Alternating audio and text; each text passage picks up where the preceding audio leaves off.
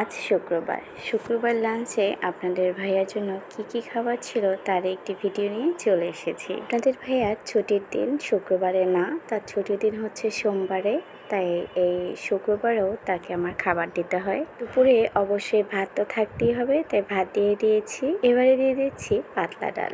পাতলা ডালটা সে খুব পছন্দ করে, তাই আমার বাসায় বেশিরভাগই পাতলা ডাল রান্না করা হয়। এরপরে আরেকটি বাটি দিয়ে দিচ্ছি গরুর গোশ।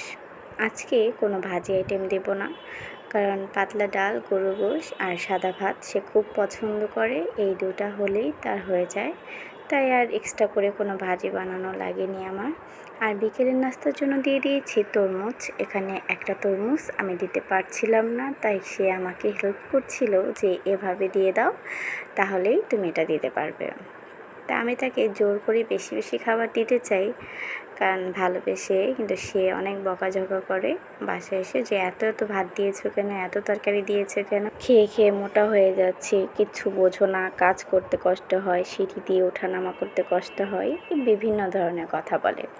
তো এই তো আপনাদের সাথে গল্প করতে করতে আমার বক্সটা কিন্তু সব খাবার দেওয়া শেষ, ব্যাগেও ভরা শেষ। সবাই ভালো থাকবেন, সুস্থ থাকবেন, আল্লাহ হাফেজ।